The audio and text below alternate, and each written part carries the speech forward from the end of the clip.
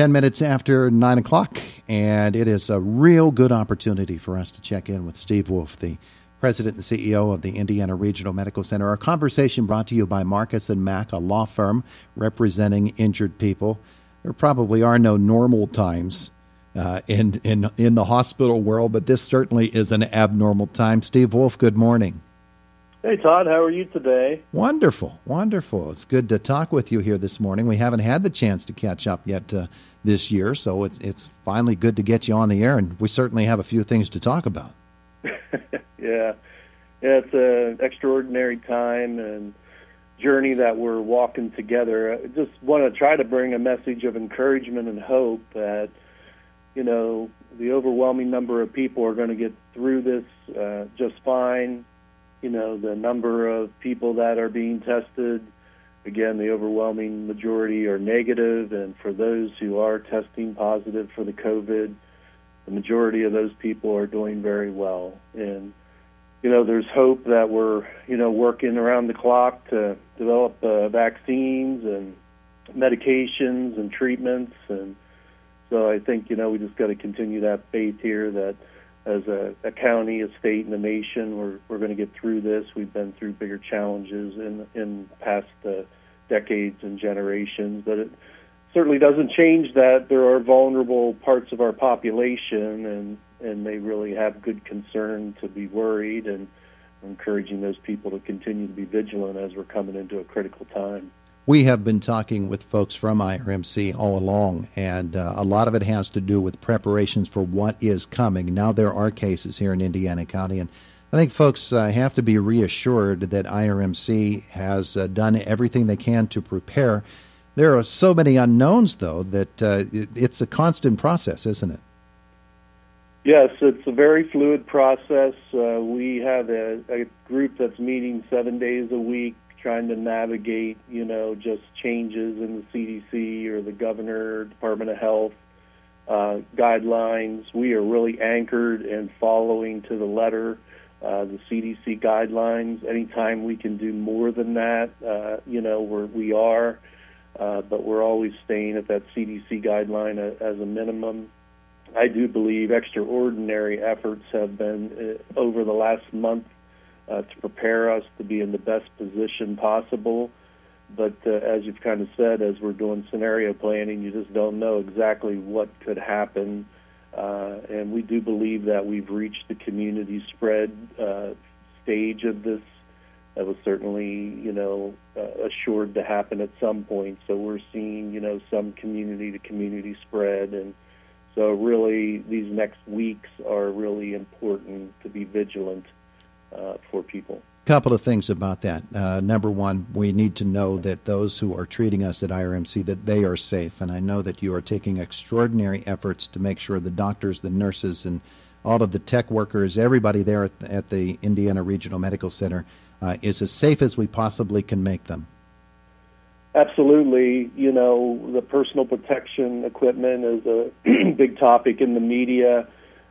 Can say that we've been able to provide the CDC level of that for all employees and physicians to this point, and we've been able to exceed that in areas. And when we do, I mean, around the globe, there are, you know, real issues with supplies. The supply chain has been disrupted, and everybody's trying to balance providing, you know, stuff now and also being ready for a surge. And you know, so there's people in Louisiana caring for what is a really significant COVID outbreak, and there's not a mask for a nurse or a doctor. So we're really blessed that it's been later getting to Indiana County, that we've had more time to prepare, while I'm spending personally a couple hours a day on getting PPE equipment. It is a challenge that, you know, we are starting to see those pipelines open up. So we're confident that we're going to be successful. If you get a huge surge, you just never know, but we're doing everything we can. Folks want to know as well about the contingency should the hospital need extra beds and have to move off-site to other locations. Have you looked into that? Is that something that has been planned for a while? Yeah, so we're doing scenario planning. The three scenarios are a 20% community spread, second is 40%, and third is 60%. And, in those latter two scenarios, we would struggle. It would depend over the time frame that it occurred, but we believe it'll be spread out some over the next 6 months, that, we would be able to handle things. But, we're working with PINA, IUP, and other, key constituents across the community. So we do have what we believe are contingency plans if that were to occur. I'm sure that you have to be pretty heartened as well by the community's response in terms of volunteers, of people who maybe are retired and have said, if you need me, I'm there. From students who have come up with innovative ways to help the hospital by providing some preventive or some protective materials to you. I'll tell you, it's the thing that really keeps you going in times like this for the employees and the physicians. The outpouring of, local businesses providing, masks and different protective equipment. A group of elderly ladies knitting masks. We, have this Homer City High School student making the face shields. We're seeing different local businesses give discounts to, hospital workers.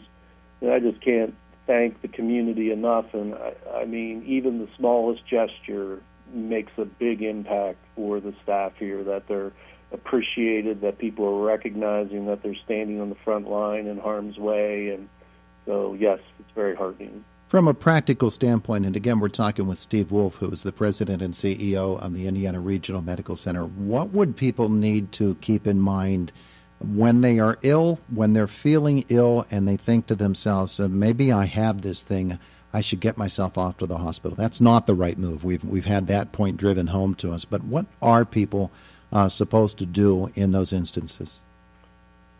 Well, we do believe that calling your primary care physician, for guidance would be important.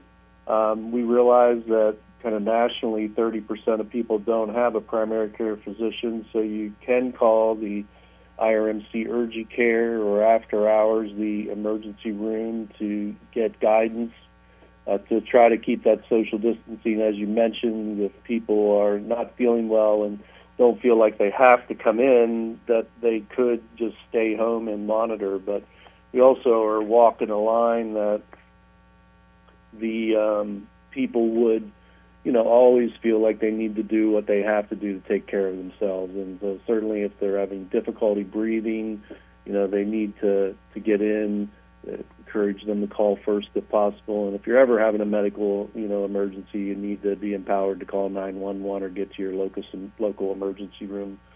So you can call then also the 1-877-PA-HEALTH for advice as well. So there's a number of different mechanisms. But if you can, try to get some advice from somebody through one of these means.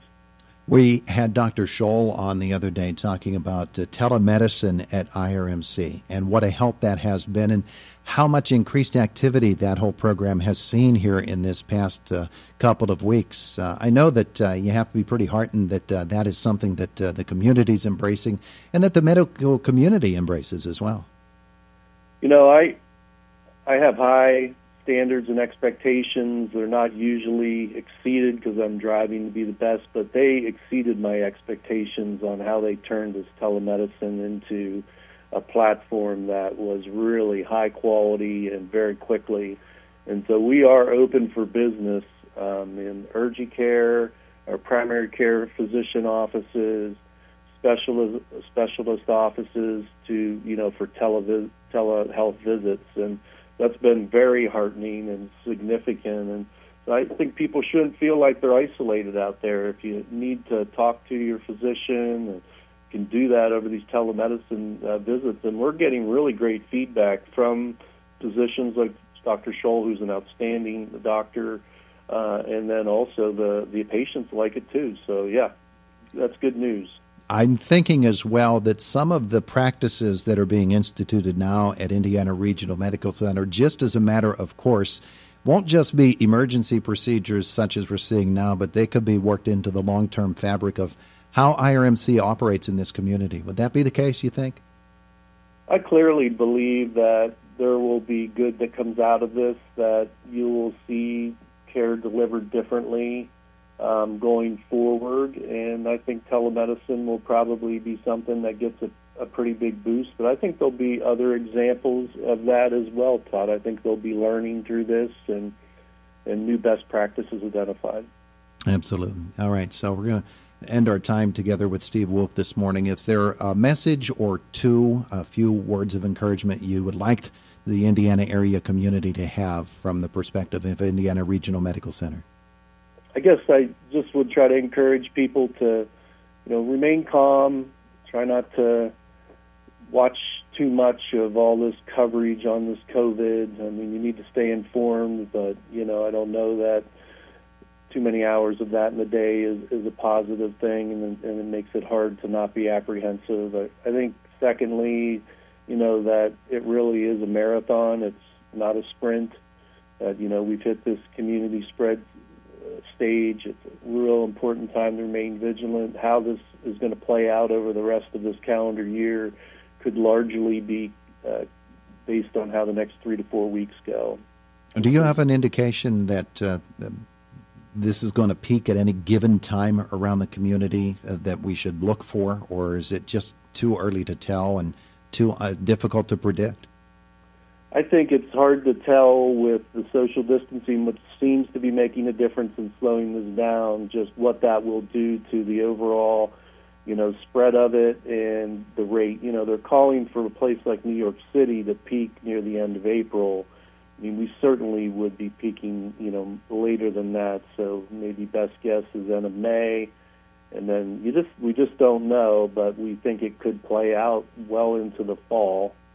And again, that's a guess. But I just want people to mentally prepare themselves that this is going to be with us for a while, and to be ready. And just the third and final thing, Todd, is that keep the faith here that we God's out ahead of us, and that, He's watching over us.